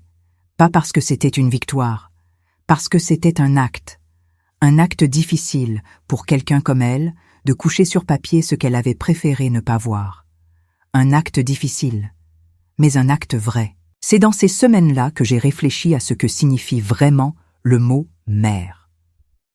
Pas le concept romantique des cartes postales et des bouquets du jour des mères. Pas la figure idéalisée qu'on projette dans le regard des autres. Le mot dans sa réalité quotidienne, rugueuse, imparfaite, obstinée. Une mère, c'est quelqu'un qui porte. Pas uniquement dans le sens du ventre et de l'enfance. Longtemps après. En secret parfois. En faisant semblant que c'est léger. En ne disant pas comment ça pèse vraiment. Et peut-être que ça, justement, c'est à la fois notre plus grande force et notre plus grande erreur. De trop bien porter, de trop bien cacher le poids, de laisser croire que ce qu'on fait n'a rien coûté parce qu'on ne montre pas l'effort. Clarisse m'avait appris quelque chose de douloureux, que ma discrétion avait, involontairement, permis son invisibilité à elle et à ce qu'elle me devait. Pas parce qu'elle était mauvaise. Parce qu'elle avait ce que les enfants ont, même adultes, cette capacité à ne voir que ce qu'on leur montre. Et moi, je ne lui montrais pas le poids. Je lui montrais le résultat, jamais le travail. Est-ce que ça m'absolvait d'avoir posé cette boîte et d'être partie? Non. Je ne cherchais pas d'absolution, mais ça donnait à toute l'histoire une texture plus complexe que la simple trahison d'une fille envers sa mère. C'étaient 2 femmes qui s'étaient mal lues pendant des années et qui avaient besoin d'un choc brutal pour commencer à se lire autrement. Je veux encore m'arrêter un moment, parce que cette réflexion-là, elle est importante, et je veux vous laisser le temps de la sentir vous aussi. Est-ce que vous pensez qu'on peut aimer quelqu'un depuis toujours et ne pas le voir vraiment? Que l'amour et la visibilité sont 2 choses différentes, 2 muscles qu'on peut développer l'un sans l'autre? Dites-moi ce que vous en pensez dans les commentaires. Ça m'intéresse vraiment. Quelle heure il est chez vous? D'où venez-vous? Et si cette histoire vous donne envie de rester jusqu'au bout, appuyez sur le like, abonnez-vous et revenez demain parce qu'il y aura encore quelque chose à entendre. Maintenant, je reprends. Un matin de juin, environ 3 semaines après le rendez-vous à la banque, le téléphone a sonné avec un numéro que je n'avais pas enregistré mais que j'ai reconnu après 2 sonneries. C'était celui de la maison d'Eliane Belcourt. J'ai hésité une seconde, puis j'ai décroché. Elle avait une voix différente de celle que je lui connaissais, moins posée. Comme quelqu'un qui s'est préparé à appeler mais qui, au moment de parler, n'est plus tout à fait sûr de ce qu'il avait préparé. Elle m'a dit qu'elle voulait me voir, que ce n'était pas pour parler de Clarisse ou de la maison ou des papiers, que c'était pour lui dire quelque chose qu'elle aurait dû dire depuis longtemps et qu'elle n'avait jamais dit parce qu'elle avait cru que ce n'était pas son rôle. Je lui avais dit qu'elle pouvait venir. Elle est venue le lendemain, en fin d'après-midi. J'avais préparé des petits gâteaux secs, ceux que je fais avec du beurre demi-sel et un peu de sucre vanillé, et mis la bouilloire à chauffer. Elle est arrivée avec ses bracelets dorés, bien sûr, parce qu'Eliane sans ses bracelets n'est pas tout à fait Eliane, mais sans le chemisier d'apparat. Un pullover gris simple, un pantalon droit. Elle avait l'air de quelqu'un qui a décidé de venir sans costume. On s'est assis de chaque côté de la table ovale. Et elle a dit qu'elle avait honte. 2e fois en 2 semaines que j'entendais ce mot. Il ne m'était pas arrivé de l'entendre si souvent dans toute une décennie. Elle a dit qu'elle avait compris, en lisant ce que Gratien avait résumé à son fils, ce que j'avais fait pour cette maison. Et qu'elle réalisait qu'elle avait été mise à une place que je n'avais pas choisi de lui laisser. Qu'elle avait été le miroir dans lequel Clarisse se voyait belle et ambitieuse, pendant que moi j'étais le fond sur lequel ce miroir était accroché. Invisible, nécessaire et jamais mentionné. Elle a dit qu'elle n'avait jamais voulu ça. Je l'ai cru. Parce qu'il y a des femmes qui profitent de leur position et qui le savent. Et il y a des femmes qui occupent une place qu'on leur a donnée sans en mesurer l'effet sur d'autres. Eliane était de la 2e catégorie. Je ne lui en voulais pas. Je ne lui avais jamais vraiment en voulu. Ce que j'ai dit à Eliane ce après-midi-là, autour de ma table ovale, avec les petits gâteaux au beurre salé et le thé de Touraine, c'était simplement ça. Qu'une place de mère ne s'occupe pas. Qu'elle se respecte. Elle avait gardé cette phrase dans le silence un long moment. Puis elle avait pris un gâteau et elle avait dit qu'ils étaient très bons. Et on avait parlé d'autre chose. De Troyes. De nos habitudes. De la cathédrale que nous aimions toutes les deux pour des raisons différentes. De nos enfances respectives qui n'avaient pas grand-chose en commun, mais qui avaient en commun l'essentiel, cette façon que les enfants des années 40 et 50 avaient de grandir avec peu et de le trouver normal. Elle est restée 1h30. En partant, elle m'a serré la main. Longtemps, sans rien dire de plus. Je pense que c'était la meilleure chose qu'elle pouvait faire. Les mois qui ont suivi ont eu leur propre rythme. Yannick et Clarisse ont renégocié leur prêt. Ça n'a pas été simple. Ils ont vendu des choses. Ils ont ajusté des habitudes.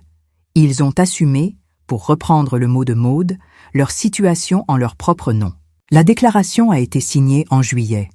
Gratien me l'a remise dans une enveloppe Kraft avec un soin qui m'a touchée. Je l'ai mise dans le coffre avec la clé sur son ruban bleu et j'ai refermé la porte du coffre sans le sentiment d'avoir gagné quelque chose. Avec le sentiment d'avoir terminé quelque chose. C'est différent. Gagner suppose un adversaire. Je n'avais pas d'adversaire. J'avais une fille qui s'était égarée dans une version d'elle-même, qui ne lui ressemblait pas, et une mère qui avait trop longtemps accepté d'être le sol sous ses pieds sans jamais demander à être vue. L'été a passé. Lent et chaud comme les étés de Champagne, qui ont cette lumière particulière sur les vignes et les champs de blé, une lumière blonde et horizontale qui dure jusqu'à très tard le soir. Sylvette et moi avons fait une promenade dans les vignobles de la Côte des Bars, comme on le fait presque chaque année depuis que nos genoux le permettent encore. On a bu un verre de rosé pétillant dans la cour d'une propriété que tient une femme de notre âge, dont les enfants ont repris le domaine. Elle avait cet air de quelqu'un qui a tout traversé et qui est encore là, debout, avec ses pieds dans la bonne terre. Je me suis reconnue en elle sans le lui dire. En septembre, Clarisse m'a appelée. Pas pour quelque chose de pratique, juste pour appeler, pour savoir comment j'allais, si je dormais bien, si le docteur Vaillant m'avait trouvé en forme. La conversation avait duré 20 minutes, sans larmes, sans grands discours, juste deux voix qui recommençaient à se réapprendre. À la fin, elle avait dit « maman ». Et il y avait eu quelque chose dans ce mot-là, ce mot que j'avais entendu des milliers de fois, dans des tons si différents, quelque chose d'un peu différent. Pas encore tout à fait juste, mais en chemin. En chemin, c'était suffisant pour ce soir-là. J'ai raccroché et j'ai mis de l'eau à chauffer pour mon lait du soir.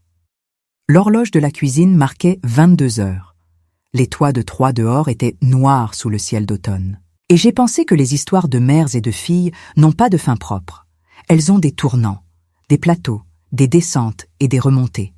Elles ressemblent moins aux romans qu'on lit en une soirée, et plus aux paysages qu'on traverse à pied, avec les hauts et les creux, et parfois une vue qu'on n'attendait pas, et qui vaut tout le reste. Je n'avais pas tout réparé. Personne ne répare tout. Mais j'avais posé quelque chose sur une table. Et quelque chose d'autre avait commencé. C'est souvent là que se trouve la vraie histoire. Pas dans l'éclat du geste. Dans ce qui grandit lentement après. Le jour des mères suivant est arrivé comme arrivent toutes les choses attendues, avec un mélange d'appréhension et d'espoir. Pas en fanfare.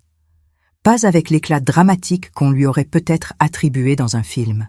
Il est arrivé un dimanche de mai ordinaire, avec le ciel gris clair de Champagne qui ne décide jamais vraiment s'il veut être nuageux ou lumineux, et le bruit des cloches de la cathédrale Saint-Pierre qui sonnait 9 heures du matin quand je me suis levé.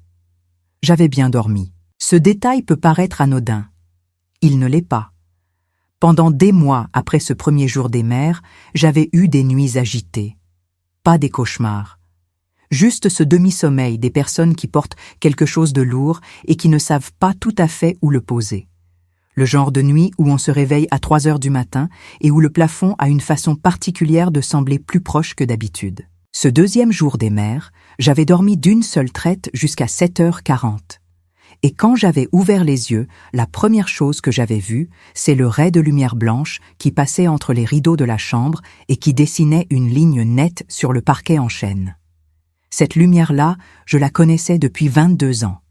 Elle arrive toujours par ce côté-là de la fenêtre quand le soleil se lève et qu'il n'y a pas de nuages épais au-dessus des toits. J'avais pensé que c'était bon signe. Je m'étais levée sans me presser. J'avais mis ma robe de chambre en velours bordeaux, celle qu'Henri m'avait offerte pour mes 50 ans et que je remplace à contre-cœur tous les 5 ou 6 ans par une autre exactement identique, parce que je n'ai jamais trouvé mieux. J'avais préparé le café dans la cafetière italienne. J'avais coupé 2 tranches de pain que j'avais fait griller avec du beurre demi-sel. J'avais ouvert la fenêtre de la cuisine pour sentir l'air du matin, qui avait ce goût particulier du mois de mai à Troyes, une légèreté qui n'existe nulle part ailleurs, mélangée à l'odeur des tilleuls qui commençaient à fleurir dans la rue. J'avais pris mon café debout, les 2 mains sur la tasse, à regarder les pigeons, et j'avais attendu, sans savoir exactement quoi. Peut-être rien, peut-être quelque chose. Le téléphone n'avait pas sonné avant 10h30. C'est l'heure à laquelle Clarisse m'avait appelé, d'une voix qui avait la texture des voix du dimanche matin, encore un peu enroulée dans le sommeil, encore un peu à nu. Elle avait dit « Bonjour, maman. Bonne fête. » J'avais dit « Merci, ma fille. » Elle avait demandé si elle pouvait passer, pas pour un grand déjeuner, pas avec Yannick, juste elle, juste un moment. Elle avait dit qu'elle avait quelque chose pour moi. J'avais dit qu'elle pouvait venir quand elle voulait. Elle était arrivée à 12h10, avec son manteau gris et ses cheveux pas tout à fait coiffés, et une petite boîte dans les mains que j'avais regardée sans rien dire. Elle avait l'air d'une femme qui a travaillé sur quelque chose pendant longtemps et qui n'est pas encore sûre que le résultat est à la hauteur de ce qu'elle voulait dire. On s'était assise à la table ovale.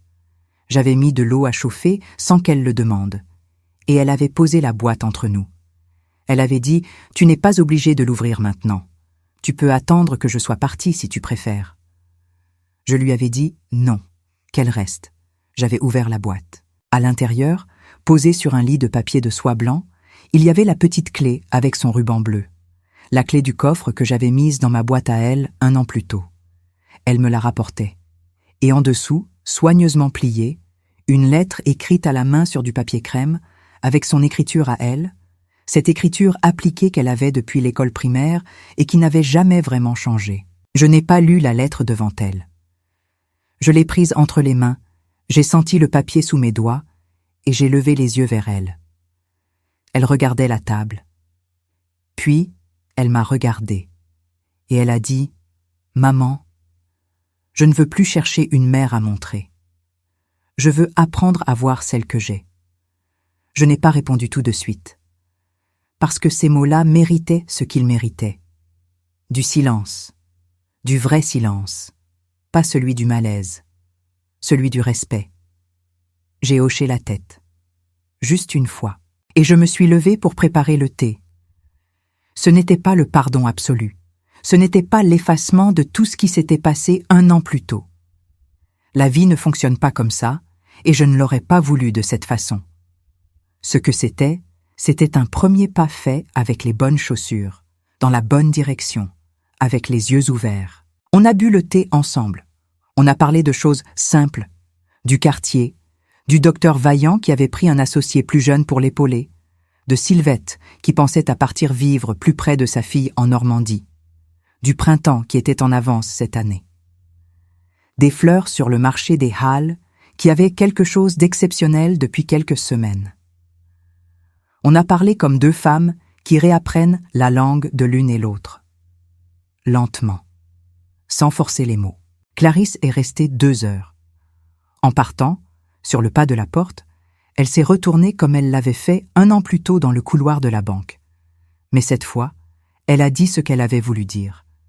Elle a dit qu'elle était désolée pour la phrase du jour des mères. Pas juste pour la scène. Pour les années qui l'avaient précédée. Pour toutes les fois où elle avait regardé ailleurs quand elle aurait dû regarder vers moi.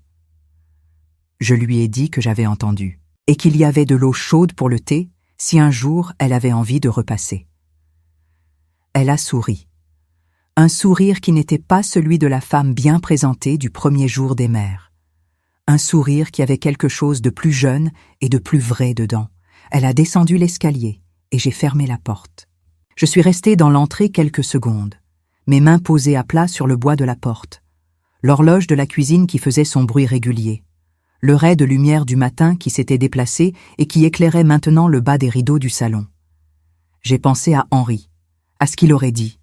Il aurait dit « voilà, juste ça, voilà ». Et j'ai su que c'était exactement la bonne réponse. Je veux maintenant m'adresser à vous directement, vous qui êtes restés jusqu'ici, vous qui avez écouté l'histoire de cette vieille femme de Troyes depuis le début. Ce n'est pas rien ça. Restez, écoutez jusqu'au bout. Dans un monde où tout va vite, où les histoires se succèdent sans qu'on leur laisse le temps de se déposer, vous avez pris le temps de rester avec moi. Je veux que vous sachiez que ça compte. Vraiment. Alors avant que je continue, faites-moi ce plaisir. Dites-moi dans les commentaires d'où vous regardez ce soir. Quelle ville, quel village, quelle région du monde. Et si quelqu'un est avec vous, en ce moment, dites-le moi aussi. Cette histoire mérite d'être entendue à 2. Et laissez un like si quelque chose dans tout ça vous a touché, si une phrase a résonné, si un moment vous a rappelé quelqu'un que vous aimez. Abonnez-vous si vous ne l'avez pas encore fait, parce qu'il y a une nouvelle histoire ici chaque jour. Des histoires comme celle-là. Des histoires vraies, de femmes, de familles, de silences qui finissent par parler. Je reprends. La lettre de Clarisse, je l'ai lue ce soir-là, seule à ma table ovale, avec une tasse de camomille et la lampe du salon qui donnait une lumière dorée sur le papier crème. Elle avait commencé par s'excuser. Pas avec les formules creuses qu'on utilise quand on s'excuse sans vraiment s'excuser. Avec des phrases courtes, directes, qui avaient coûté quelque chose à écrire. Je le sentais dans la façon dont certains mots avaient été rayés et réécrits. Dans la légère pression inégale du stylo sur le papier selon les endroits. Elle avait écrit qu'elle avait mis des années à confondre la simplicité avec le manque. Que voir ma mère vivre sobrement lui avait fait croire pendant longtemps que la sobriété était un défaut, un retard, une insuffisance. Qu'elle avait cherché dans Eliane ce qu'elle pensait que je n'avais pas, mais que ce qu'elle avait trouvé chez Eliane, c'était du confort. Et que le confort et l'amour ne sont pas la même chose. Elle avait écrit qu'elle avait compris ça en tenant la lettre que j'avais laissée dans la boîte. Que la phrase « Je t'ai apporté des fleurs pendant 50 ans de ta vie », aujourd'hui je t'ai rapporté ma signature avait fait quelque chose en elle qu'elle n'arrivait pas encore tout à fait à nommer. comme si toutes les années s'étaient retournées d'un coup et lui avaient montré leur autre face. Elle avait écrit, vers la fin de la lettre, une phrase que j'ai relue plusieurs fois. Elle avait écrit que j'avais eu raison de partir ce jour-là, que si j'étais restée à table, si j'avais mangé la tarte aux pommes et souri et fait semblant, elle n'aurait jamais compris. Que ma façon de me lever, de pousser la boîte vers le centre et de prendre mon manteau, sans un mot, avait été le seul acte suffisamment fort pour traverser les couches de ce qu'elle s'était construit autour d'elle-même. Elle avait terminé par ces mots. « Je ne veux plus une mère à montrer. Je veux apprendre à voir celle que j'ai. » Comme elle me l'avait dit sur le pas de la porte. Mais à l'écrit, avec le papier crème et son écriture appliquée, ça avait encore un poids différent. J'ai replié la lettre. Je l'ai mise dans l'enveloppe et je l'ai posée sur la table ovale. Pas dans le coffre. Sur la table. Là où les choses vivantes ont leur place. Il y a quelque chose que j'ai appris dans tout ça et que je voudrais vous dire maintenant. Pas comme une leçon qu'on lit sur un tableau noir. Comme quelque chose que j'ai trouvé dans mes propres mains, dans mes propres nuits sans sommeil, dans mes propres matins à me demander si j'avais eu raison. On nous apprend, à nous les mères, à nous les femmes d'une certaine génération, à donner sans compter, à aimer sans réclamer, à tenir les choses ensemble sans jamais dire ce que ça coûte. On nous apprend que la discrétion est une vertu, que la plainte est une faiblesse, que le meilleur amour est celui qui se voit le moins. Et c'est vrai, en partie. Il y a une beauté dans cet amour silencieux. Il y a une dignité dans le fait de faire le bien sans attendre la médaille. Mais il y a quelque chose que personne ne nous dit. Que si on se rend trop invisible, si on porte trop en silence, si on signe trop de papiers sans jamais nommer ce qu'on signe, on finit par disparaître dans sa propre vie. On finit par devenir le sol sous les pieds de ceux qu'on aime, utile et nécessaire, et jamais vu. Et ceux qu'on aime, les enfants surtout, n'apprennent pas à vous voir parce qu'on ne leur a pas appris à regarder par terre. Ce n'est pas leur faute entièrement. Ce n'est pas la nôtre entièrement non plus. C'est quelque chose que les mères et les filles doivent apprendre ensemble, à des âges différents, avec des outils différents, dans des langues que parfois elles ne partagent pas encore. Clarisse avait mis 50 ans à trouver la langue. Moi, j'avais mis 78 ans à avoir le courage de parler. On n'est jamais en retard pour dire ce qui doit être dit. On n'est jamais trop vieille pour poser une boîte sur une table et partir dignement. Et on n'est jamais trop loin de sa fille pour que quelque chose recommence, si toutes les deux elles acceptent de regarder dans la même direction en même temps. Est-ce que quelqu'un parmi vous a une mère dont il n'a pas su voir le poids pendant des années? Est-ce que quelqu'un ici est une mère qui a porté en silence pendant trop longtemps? Je voudrais que vous preniez un moment, rien qu'un moment, pour penser à cette personne, pour la voir vraiment, pour comprendre ce qu'elle a peut-être signé dans l'ombre pour que votre maison reste debout. Dites-moi dans les commentaires si cette histoire vous a rappelé quelqu'un, un prénom, une ville, une phrase que vous avez envie de dire ou d'entendre. Je lis tout, chaque commentaire, chaque mot. Et si vous connaissez quelqu'un qui a besoin d'entendre cette histoire ce soir, partagez-la avec lui ou elle, parce que parfois, ce sont les histoires des autres qui nous donnent le courage de commencer les nôtres. Laissez un like si vous êtes encore là. Abonnez-vous pour ne pas manquer la suite. Et maintenant, laissez-moi vous dire comment tout ça a continué. L'automne est venu avec ses couleurs particulières dans les rues de Troyes. Les platanes de l'avenue Anatole-France perdaient leurs feuilles en tapis dorés que le vent balayait contre les grilles des jardins. J'aimais marcher dans ces rues-là en octobre, parce que l'automne de Champagne a cette façon de tout rendre plus lent et plus net en même temps, comme si l'air refroidi rendait les contours plus précis. Clarisse et moi avions recommencé à nous voir. Pas souvent. Pas avec la régularité forcée des obligations familiales, avec la régularité choisie de deux personnes qui décident de construire quelque chose de différent sur des fondations qu'elles n'avaient pas su voir avant. On se retrouvait parfois au marché des Halles le mardi matin. On buvait un café debout, au comptoir du bar-tabac de la rue de la Cité, comme j'y avais bu des cafés avec Henri pendant des décennies. Clarisse commandait un café allongé avec un sucre, ce que j'avais appris à connaître comme sa commande invariable depuis qu'elle était adulte. On regardait passer les gens, On parlait de peu, mais on parlait. Il y avait quelque chose de différent dans sa façon de me regarder. Pas de reconnaissance excessive, pas de culpabilité dégoulinante, pas de ce comportement compensatoire qu'ont les gens qui essaient de se faire pardonner trop vite. Juste une attention nouvelle, une façon de remarquer des choses qu'elle n'avait pas remarquées avant. Une fois, elle avait regardé mes mains sur la tasse et elle avait dit « Maman, tu as les mains de grand-mère ». Je lui avais dit que c'était normal, j'avais ces gènes. Et pour la première fois depuis très longtemps, elle avait ri de quelque chose que j'avais dit, un rire simple et naturel, sans l'effort qu'elle mettait parfois à trouver ma compagnie supportable. C'était un tout petit moment. C'est souvent dans les tout petits moments que les vraies choses habitent. Yannick, lui, avait continué son chemin silencieux. Il m'avait appelé une fois en septembre pour me dire que la renégociation était finalisée, que les choses étaient stables, et que si je voulais un jour voir les travaux qu'il faisait dans le jardin, je serais la bienvenue. J'avais dit merci. Je n'étais pas allée voir les travaux du jardin. Pas encore.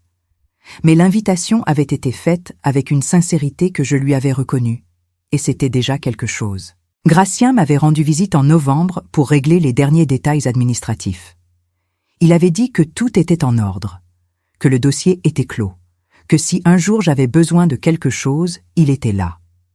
Il était parti avec ses lunettes en demi-lune et sa serviette et son stylo à plumes, comme il était toujours parti de chez moi depuis 20 ans, avec cette façon d'être fidèle aux choses simples qui me touchait profondément. Maude Féline m'avait envoyé un mot à Noël, pas une carte commerciale.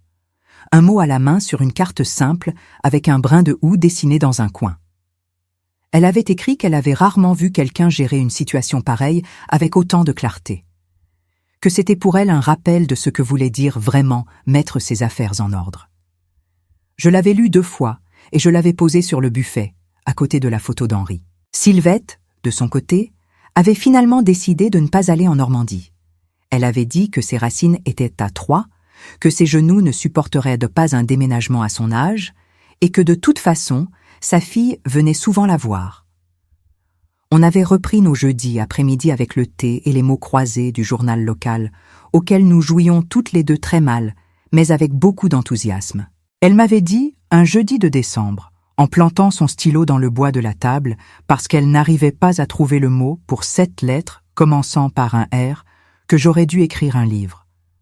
Je lui avais dit que j'avais 78 ans et que je n'avais plus la patience pour un livre. Elle avait dit alors, raconte-le à quelqu'un. Je crois que c'est ce que je suis en train de faire. Je veux vous parler maintenant de ce que j'ai compris sur moi-même à travers tout ça. Pas ce que j'ai compris sur Clarisse ou sur les mères et les filles en général. Sur moi. Sur Olympe Rousselot, 78 ans, rue Paillot de Montabert, Troyes. J'avais cru pendant longtemps que ma discrétion était une forme d'amour. Que ne pas réclamer, ne pas compter, ne pas montrer le poids de ce que je portais, c'était une façon de protéger ma fille de la culpabilité. Je ne voulais pas qu'elle se sente redevable. Je ne voulais pas qu'elle pense que mon aide était un calcul ou un investissement. Je voulais que ça reste pur, cette aide, désintéressée. Ce que je n'avais pas compris, c'est que la pureté de l'intention n'empêche pas les conséquences involontaires. En me rendant invisible, j'avais appris à Clarisse que je pouvais l'être, que ma présence et mon absence avaient le même poids, que ce que je faisais n'avait pas besoin d'être nommé parce que ça coulait de source, comme l'eau d'un robinet. Je lui avais appris ça. Pas avec de la malveillance, avec trop d'amour mal orienté.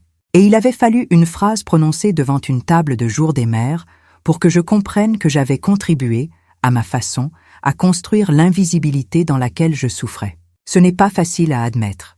Je l'admets maintenant parce que je pense qu'il est important de le dire. Les mères ne sont pas toujours des victimes.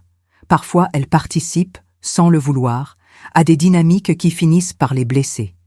Et reconnaître ça, sans se blâmer excessivement, sans retourner la culpabilité contre soi, c'est peut-être la chose la plus difficile et la plus utile qu'on puisse faire. J'aurais pu dire les choses plus tôt.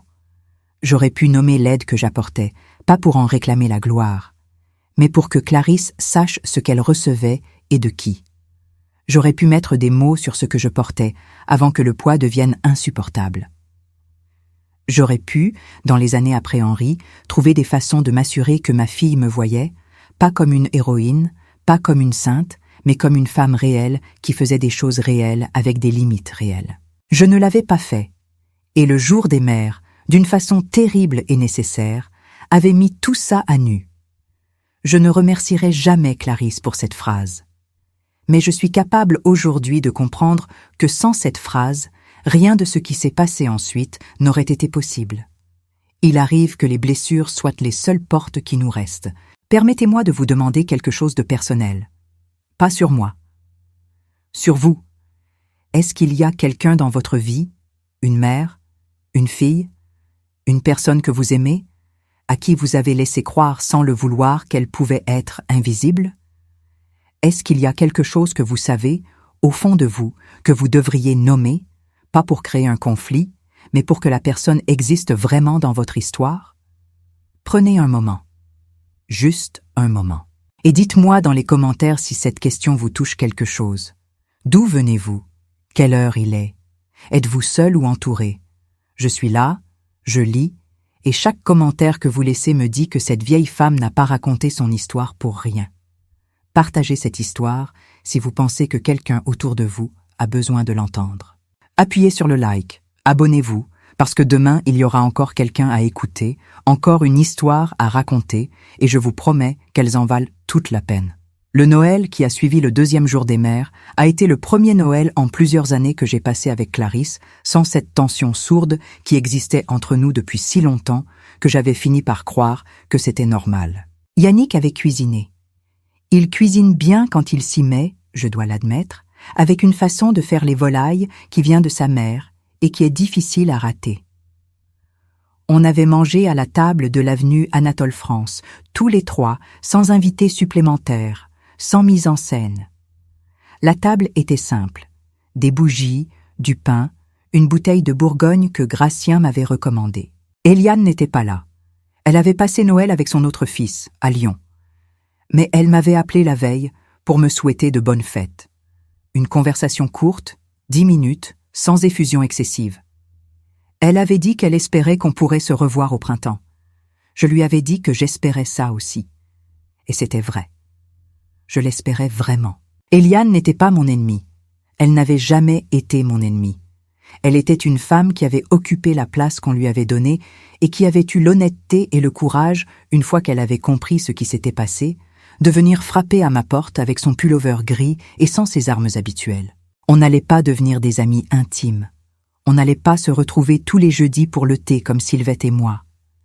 Mais on allait peut-être, au fil du temps, développer ce genre de respect silencieux et solide qui existe entre les personnes qui ont traversé ensemble quelque chose de difficile, même si c'était de façon oblique, même si aucune des deux n'avait voulu que ça se passe ainsi.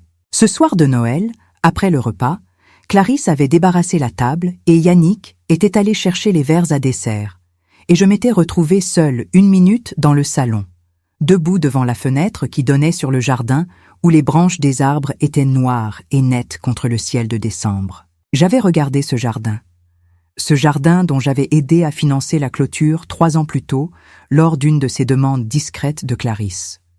Cette clôture en bois naturel que je voyais maintenant de l'intérieur, de ce côté-ci, pour la première fois vraiment, sans le sentiment d'être une invitée de passage dans quelque chose qui portait en partie mon nom sans jamais l'avouer.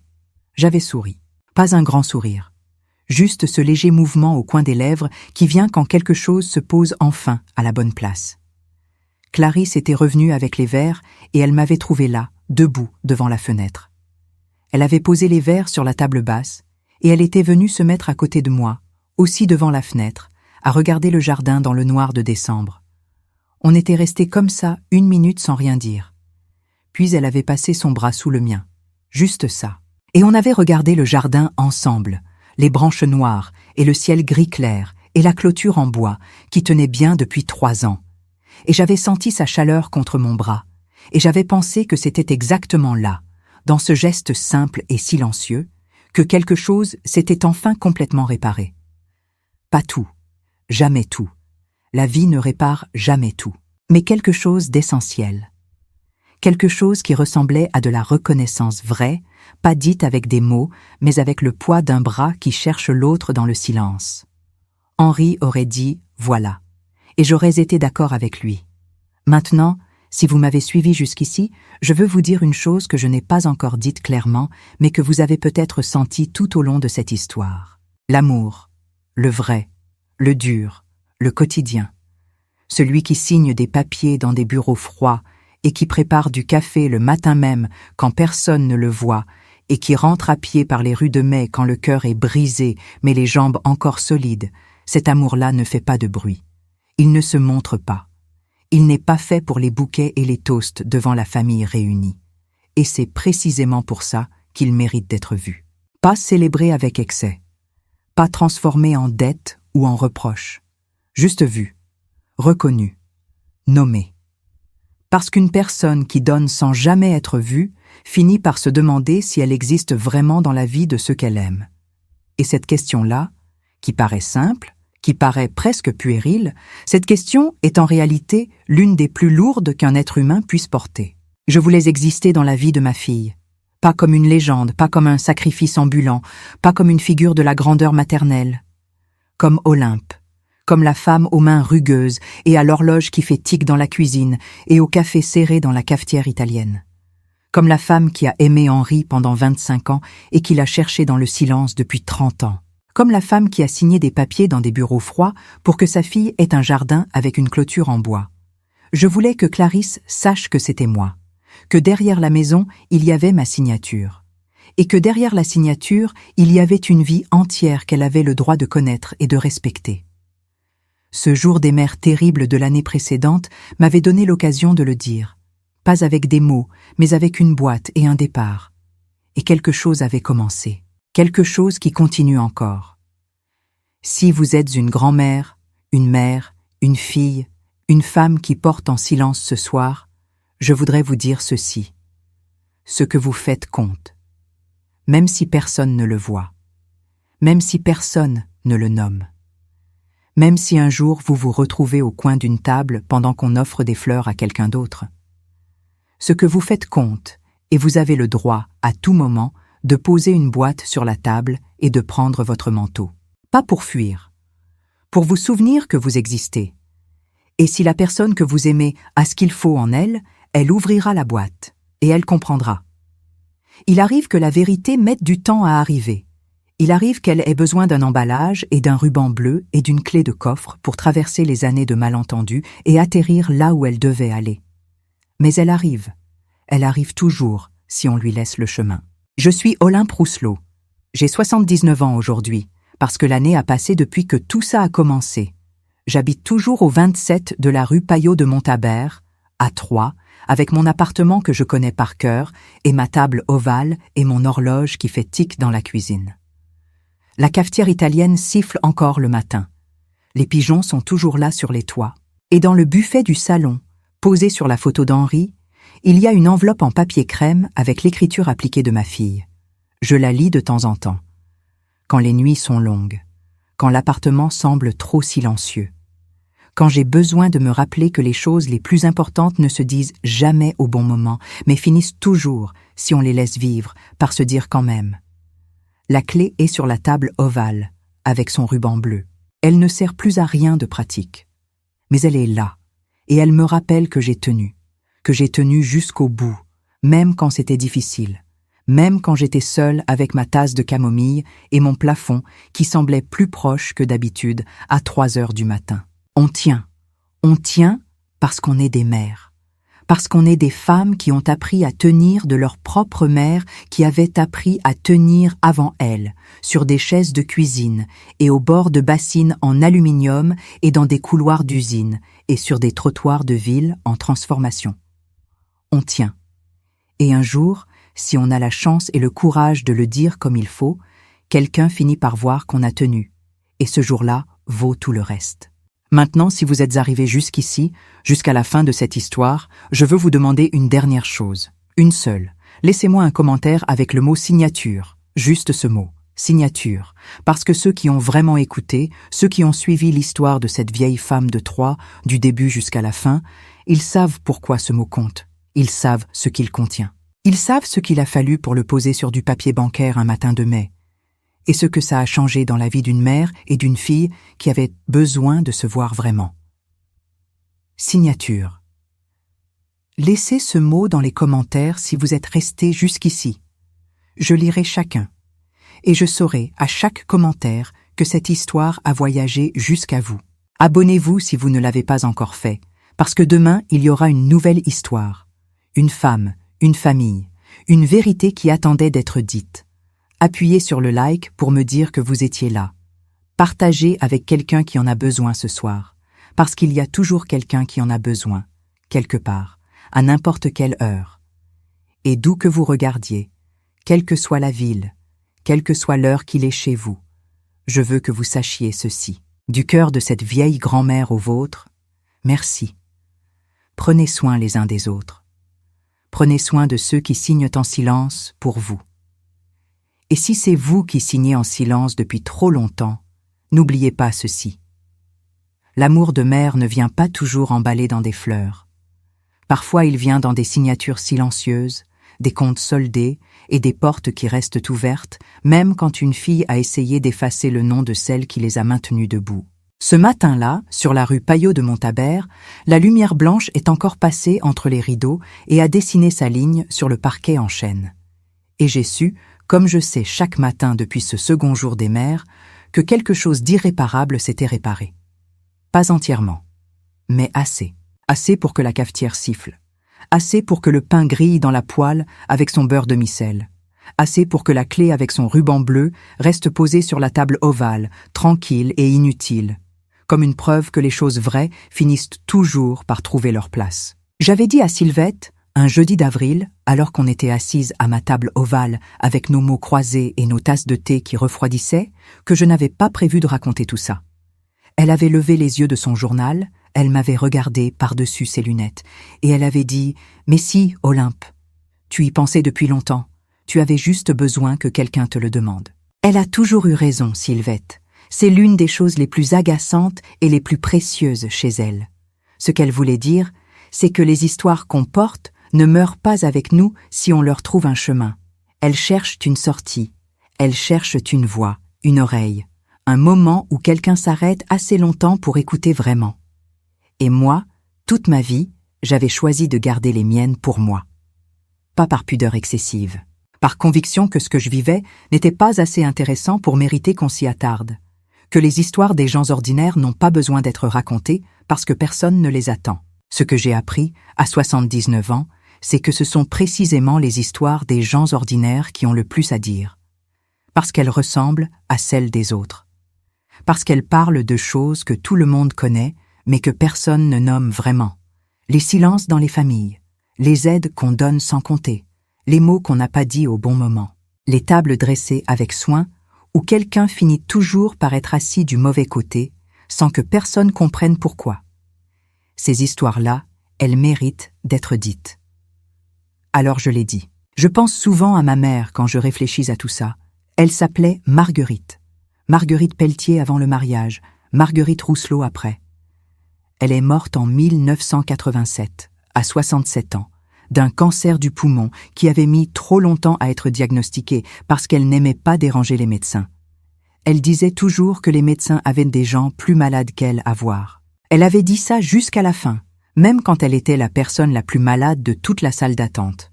Ma mère n'a jamais eu de jour des mères avec des fleurs et des toasts et des verres à pied qui font des arcs-en-ciel sur la nappe. Elle a eu des dimanches de famille avec du pot-au-feu et du pain de campagne, et ses enfants autour d'une table trop petite pour eux, bruyants et affamés et vivants. Elle a eu des matins de lessive, et des après-midi de couture, et des soirs où elle s'endormait dans son fauteuil avant même d'avoir fini sa phrase. Elle a eu une vie entière de choses faites sans bruit et sans médaille. Et je ne lui ai jamais dit, de son vivant, à quel point ses mains rugueuses sur mon visage avaient été le sentiment le plus sûr que j'ai jamais connu. Je ne lui ai jamais dit. C'est peut-être ça, la vraie source de tout ce qui s'est passé avec Clarisse. Pas une transmission de mauvaises habitudes, une transmission de silence. Maman ne disait pas, je n'ai pas dit, Clarisse n'a pas su voir. 3 générations de femmes qui aimaient profondément et qui n'avaient pas trouvé la langue commune pour se le dire clairement. Ce jour des mères terrible, avec sa phrase et sa boîte et son départ, il a peut-être brisé cette chaîne-là. Cette chaîne de silence transmis, je l'espère. Je ne le sais pas encore avec certitude, mais je l'espère. Il y a des choses qu'on ne voit que de loin, avec le recul, avec les années, avec la distance que donne l'âge quand on accepte de s'en servir comme d'un outil plutôt que de la subir comme d'une défaite. J'ai 79 ans. Je n'ai plus la vitesse que j'avais. Je n'ai plus la mémoire immédiate des chiffres et des noms que j'avais quand je travaillais dans ce cabinet d'assurance. Mes genoux me parlent le matin avant que je leur ai dit bonjour. Mon dos a ses opinions sur la durée des marches à pied. Mais j'ai quelque chose que je n'avais pas à 30 ans, ni à 40, ni même à 60. J'ai la clarté de ce qui compte vraiment. J'ai la capacité de regarder une situation et de voir sa structure avant ses détails. J'ai l'expérience de suffisamment de chagrin pour savoir lesquels sont fatals et lesquels sont des passages. Et j'ai la conviction absolue, acquise à force de vivre, que rien de ce qu'on fait avec amour n'est jamais entièrement perdu, même quand ça semble ne mener nulle part. L'âge, si on lui laisse cette chance, est une forme de sagesse. Pas de toute puissance, pas d'infaillibilité. Juste une clarté que les années déposent lentement, comme la poussière d'or qu'on trouve parfois au fond d'une rivière quand on sait où chercher. Je voudrais que vous entendiez ça, vous qui êtes jeunes et qui regardez vos parents ou vos grands-parents avec parfois cette impatience qu'on a pour les choses qui vont moins vite que soi. Ce que cette lenteur contient, ce qu'elle a accumulé, ce qu'elle porte sans le montrer, c'est souvent exactement ce dont vous aurez besoin dans 20 ans. Posez des questions. Écoutez les réponses même quand elles prennent du temps à venir. Demandez ce que vos parents ont signé en silence pour vous, pas pour leur reprocher de ne pas l'avoir dit, pour leur dire enfin que vous savez, et que ça compte. Et vous qui êtes mère, qui portez en ce moment quelque chose de lourd que personne ne voit, je voudrais vous dire ceci. Vous avez le droit de nommer ce que vous faites, pas pour en faire un reproche. Pour que votre enfant puisse construire sa reconnaissance sur quelque chose de réel plutôt que sur un vide qu'il ne comprend pas. La discrétion est une vertu. L'invisibilité est un risque. Sachez la différence. Et si un jour, malgré tout, vous vous retrouvez à la table du mauvais côté, avec les fleurs données à quelqu'un d'autre et la phrase qui tombe dans le silence de verre, rappelez-vous qu'il vous reste une boîte à poser. Et qu'une boîte bien préparée peut dire ce que des années de silence n'ont pas réussi à transmettre. Je vais m'arrêter là pour ce soir. Pas parce que l'histoire est épuisée, parce qu'elle a trouvé son bout. Sa vérité essentielle est posée, et les meilleures histoires savent quand s'arrêter. Avant de vous quitter, je veux vous demander une dernière fois de m'écrire dans les commentaires. Pas le mot signature, ça vous l'avez déjà fait pour ceux qui ont suivi jusqu'au bout. Quelque chose d'autre. Dites-moi une chose que vous n'avez jamais dite à voix haute à quelqu'un que vous aimez. Ou dites-moi une chose que quelqu'un vous a faite en silence et que vous n'avez peut-être pas assez reconnue. Juste ça. Quelques mots dans les commentaires. Parce que parfois c'est là, dans une section de commentaires d'une histoire racontée par une vieille femme de Troyes, que les choses commencent à trouver leur chemin vers la lumière. Appuyez sur le like si cette histoire a compté pour vous ce soir. Partagez-la avec quelqu'un qui a besoin de l'entendre. Abonnez-vous pour revenir demain, parce que demain il y aura encore une femme avec une histoire vraie, encore une vérité qui attendait d'être dite. D'où que vous regardiez, quelle que soit l'heure qu'il est chez vous, que vous soyez seul ou entouré. Je suis Olympe Rousselot, et je vous remercie du fond du cœur d'avoir été là. Prenez soin de ceux qui signent pour vous, et prenez soin de vous-même, parce que vous aussi, vous êtes la signature de quelqu'un.